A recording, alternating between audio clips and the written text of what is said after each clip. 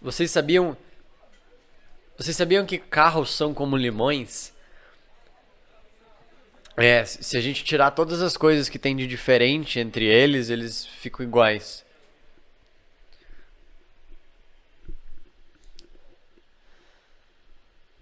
Oi, eu sou o Fred. E no episódio de hoje de pessoas sem expertise nenhuma falando sobre algo que acham que entendem, comédia. Eu gosto de rir, de estar perto daquela pessoa que consegue te fazer ver graça nas coisas, sabe? Deixa qualquer situação mais leve. E eu também gosto de ser essa pessoa, de fazer rir, de conseguir achar aquela coisa pra dizer ou pra falar que vai melhorar o dia da pessoa, pelo menos um pouquinho. E algo que me intriga muito e me interessa muito nisso é a ciência por trás de todos esses mecanismos que fazem a gente achar algo engraçado, sabe? Do humor, da comédia, de o que que é uma piada, como é que eu construo uma, como é que eu conto uma piada direito. E já que o único jeito de aprender a ser engraçado é estudando meticulosamente os métodos e técnicas do humor e da comédia, é nesse buraco que a gente vai se enfiar hoje. Mas antes disso, eu vou fazer um negócio que eu acho que a gente vai ter que começar a fazer todo o vídeo. Seguinte, se você gosta desse tipo de conteúdo, se você acha legal as coisas que a gente faz nesse canal, segue aqui, segue o nosso canal, se inscreve e compartilha com as pessoas e comenta nesse vídeo. O engajamento de vocês é de verdade muito importante pra gente chegar com esse canal e com esse conteúdo científico cada vez mais longe. O nosso vídeo anterior, que foi o vídeo do Caio sobre modelos planetários e o planeta do Pequeno Príncipe, foi muito legal e pegou muito engajamento justamente porque vocês gostaram bastante e compartilharam por aí. Então acho que a partir de agora a gente vai pedir pra vocês fazerem isso. Que tal? Vocês ajudam a gente? Ser engraçado, assim como ser criativo, assim como ser curioso, é um negócio que dá pra praticar. E assim, dá pra usar nossa técnica milenar, já aplicada por muitas pessoas de muitas áreas, que é a tentativa e erro até a hora que você acerta e fica bom no negócio, mas eu acho que nesse caso dá pra gente fazer melhor. Então vamos pro nosso ponto principal. O que torna algo engraçado? Ah, eu sei que algumas coisas eu vou achar engraçado, outras coisas você vai achar engraçado, e que a única forma de humor universalmente aprovada e testada é o humor pinto, que é uma das primeiras formas de humor registradas na história de um ser humano tentando fazer outro ser humano rir, e portanto é a mais eficiente. Tendo essa subjetividade em mente, existem algumas propostas sobre o que torna algo engraçado para a média da população, tá? Para a maioria da galera. Uma das minhas propostas favoritas para o que torna algo engraçado é a teoria da violação benigna. Ela se baseia no fato de que existem coisas, situações, fatos, histórias que são violações, ou seja, elas quebram nossa expectativa de algum jeito, elas fazem a gente olhar para o mundo de um jeito que a gente não está acostumado, elas violam algum tipo de conforto que a gente tem. E aí existem outras situações que são benignas, que não fazem mal pra você. E é da combinação dessas duas coisas que a gente vai achar o humor. É a gente encontrar alguma situação, alguma história, algum fato que caiba dentro desses dois grupos. E por que dentro desses dois grupos? Porque um negócio que é só uma violação e não é benigno é simplesmente um ataque, não é engraçado. É alguém chegar e xingar você, por exemplo, não é legal. E alguma coisa que é só benigna também não é engraçado. Ela não vai te tirar da zona de conforto, quebrar uma expectativa sua e te causar uma reação. Eu gosto dessa proposta porque ela vai um pouco além daquela coisa de quebra de expectativa, sabe? Ok, realmente, a risada ela é uma reação que a gente tem quando alguma coisa acontece sem que a gente tenha previsto, ou enfim. Mas não é em toda situação. Às vezes você fica surpreso e você não dá risada. Você fica com medo, você fica assustado, você fica nervoso, você se sente ofendido, enfim. Né? Existem coisas que teoricamente eram para ser engraçadas, mas acabam sendo ofensivas, e essa teoria da violação benigna, ela meio que cobre essas coisas. E claro, vai ser subjetivo também, tá? Tem coisas que vão ser violações pra você, mas não vão ser violações pra outras pessoas. Tem coisas que vão ser benignas pra você, mas ao mesmo tempo vão ser malignas pra outras pessoas. Enfim, coisas que podem ser engraçadas pra você, podem não ser engraçadas pra outras pessoas. Legal, isso ajuda a gente a descobrir o conteúdo das piadas, né? Ou sei lá, do humor, sobre o que contar piadas. Então quando você tá tentando achar alguma coisa pra contar, pra falar e pra tentar fazer alguém dar risada, se você usar isso mais ou menos como um guia, como uma direção para onde você quer levar o que você está dizendo, é interessante que você mire na interseção desses dois grupos, algo que é uma violação e algo que é benigno. Só que nem sempre uma situação que é engraçada vai ser contada de um jeito engraçado. Eu conheço muita gente que consegue contar histórias ótimas e tornar elas muito monótonas. A gente chega então na conclusão de que além do tema, além do conteúdo, além do que você vai falar, existe a forma, existe o como você vai falar. Ou como você vai apresentar esse tipo de humor, tá? Não tô falando só de piada, a gente pode estar falando sobre vídeos, a gente pode estar falando sobre qualquer outra forma de comédia, sabe? Músicas engraçadas, enfim. E eu acho que eu tenho um lugar perfeito pra falar sobre isso. Meu quarto é um lugar legal pra gente falar sobre isso, porque é o lugar onde eu gravo todas as coisas. E eu não consigo mexer essa câmera pra algum lugar longe do meu computador. Vai ter que ser aqui mesmo. Chazinho. A estrutura padrão de uma piada, ou de alguma coisa engraçada no geral, geralmente se constitui de duas partes, tá? A preparação, a criação de expectativa nas pessoas e a quebra dessa expectativa. De novo, não é toda quebra de expectativa que vai fazer uma pessoa achar um negócio engraçado, mas são quebras específicas de expectativa. E aí é questão de prática e questão de conhecer o seu público. Que tipo de coisa eles vão considerar uma violação benigna e, portanto, dar risada? Lembrando que essa não é a única proposta válida de por que as pessoas acham engraçado, tá? É só a minha favorita, é só a que eu penso quando eu tô construindo algo que eu acho que é engraçado. Mas você pode ter completamente outra abordagem, se você já tem experiência, se você já consegue criar coisas que são engraçadas e você tem outra ideia de como fazer as pessoas darem risada, escreve aqui embaixo, eu tô bem curioso, eu sempre fico curioso pra pensar em propostas novas de como fazer as pessoas darem risada, porque eu gosto muito de fazer isso. Não que eu seja muito bom, mas eu gosto, e com prática, eventualmente alguém fica bom em alguma coisa. Enfim, essa é a estrutura padrão, é assim que a maioria das coisas engraçadas vão ser construídas, né? Você estabelece uma expectativa das pessoas e daí você quebra.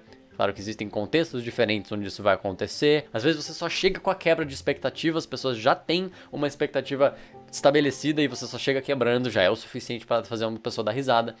Mas às vezes você precisa dar um pouquinho mais de contexto, enfim, é por isso que comediantes de stand-up, por exemplo, gostam de contar uma longa história, geralmente. Você conta a história, você dá o contexto, você coloca as pessoas naquela situação, geralmente é algo que aconteceu com um comediante ou alguma coisa assim, e aí você quebra a expectativa com alguma coisa diferente do normal que aconteceu. Mas ok, é hora da gente ficar um pouquinho mais concreto e falar sobre alguns tipos de humor, alguns tipos bem comuns de piadas e de coisas engraçadas que as pessoas costumam fazer. Uma das formas de humor mais usadas por aí no dia a dia é a ironia, né? Ela é bem comum, ela consiste em simplesmente você dizer um negócio ou fazer um negócio que é completamente contrário ao que você está dizendo ou fazendo. E isso aí pode ir de um parque aquático pegando fogo até um muro onde alguém pichou as palavras não piche. Ou até alguém que não é engraçado te ensinando como é que faz humor.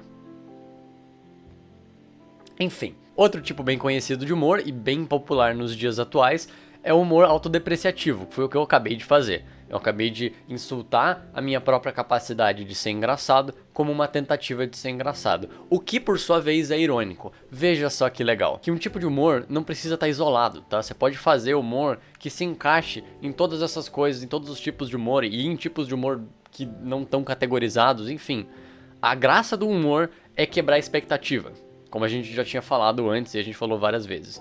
Então tudo que eu falar aqui, na verdade, são regras que são feitas para ser quebradas, né? Claro que se você seguir essas regras, você meio que vai conseguir ser engraçado para a média da população, mas o humor realmente muito, muito bom, na minha opinião, pelo menos, é o que justamente quebra exatamente essas regras. É, por isso que eu me interesso muito por isso, porque isso tem um monte de regras, só que você aplicar elas meio que dá certo, e aí você quebrar elas de propósito, de um jeito legal, também dá certo. É incrível, é incrível. Outros tipos de humor incluem o exagero, onde você pega uma situação e exagera, e o humor nonsense, que não faz sentido nenhum, mas por algum motivo faz você dar risada porque você não estava esperando aquilo. É a quebra de expectativa pura, você põe um sapo na tela e a pessoa dá risada. Outra coisa importante de dizer quando a gente está falando sobre humor é como o humor pode ser ofensivo, como o humor pode passar da linha, né? A gente volta para aquilo que eu falei lá no começo do vídeo, que é achar a interseção entre algo que é uma violação e algo que é benigno. E de novo, isso é subjetivo e tal, mas às vezes as pessoas acham algo que é uma violação simplesmente por ser uma violação e por algum motivo pensam que é benigno. Qual que é o problema disso? Quando uma pessoa ou um grupo se encontra numa situação hierárquica ou social ou econômica de, sei lá, vantagem ou de opressão, você fazer piada ou fazer humor depreciando grupos minoritários, marginalizados, enfim, isso não é humor, tá? Isso é opressão, isso é perpetuação da opressão. Agora, quando é ao contrário, quando o outro grupo faz, quando as figuras de autoridade são zoadas, aí é humor. E aí não é só humor, é uma forma de resistência. Claro que esse é o meu pensamento sobre isso e esse é o pensamento de algumas outras pessoas sobre isso. Pode ser que você pense diferente. E assim, falar sobre tudo isso, falar sobre humor, falar sobre piadas, falar sobre o que é e como construir ou como tentar ser engraçado, me traz pra pergunta: por que ser engraçado? Por que é importante? Ou por que eu considero importante ser engraçado ou ver a graça nas coisas? E ela é uma pergunta difícil de responder, mas eu acho que as redes sociais nos ajudam a responder, porque elas fizeram com que a sociedade humana atual seja muito baseada na performance. Todo dia, quando você posta um negócio, quando você fala alguma coisa nas redes sociais, quando você interage com algo que alguém postou nas redes sociais, você tá performando. Você tá colocando pra fora, mostrando pro mundo parte do que você é. E a escolha, consciente ou não, de performar sem comédia, sem algo engraçado, sem se ver como um bobo ou como um potencial bobo, pode acabar te carregando pro caminho sombrio de se levar muito a sério. E se levar muito a sério, na minha opinião, tem muitas desvantagens. Uma delas é que faz as pessoas ficarem de saco cheio e não te levarem a sério. Então, ser bobo, na verdade, faz com que as pessoas te levem um pouquinho mais a sério, ou entendam que você reconhece que pode errar. Você reconhece que o que você está falando não é uma verdade absoluta.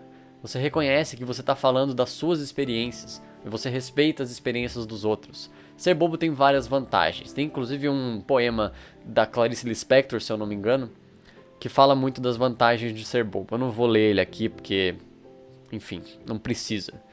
Mas eu só preciso passar a minha ideia de por que eu defendo ser bobo no dia a dia e eu defendo que as pessoas sejam bobas no dia a dia. Claro que existe um limite.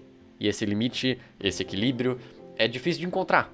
Tem gente que é muito bobo, tem gente que não é bobo o suficiente. E isso também é subjetivo, é importante lembrar isso. Essa é justamente uma das maiores dificuldades.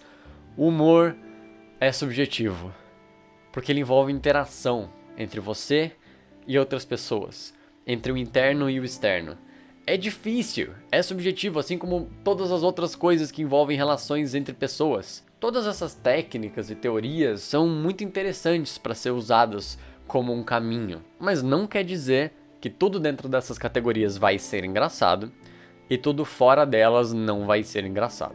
Ser bobo e tentar ser engraçado, tentar ver a graça nas coisas, tentar fazer os outros verem a graça nas coisas, pra mim, é um jeito de aproveitar a vida um pouquinho mais do que o normal. Eu não sei como é que eu viveria sem dar risada das coisas. Ou sem perceber que eu consegui fazer alguém dar risada de alguma coisa. Caio, eu te vejo semana que vem.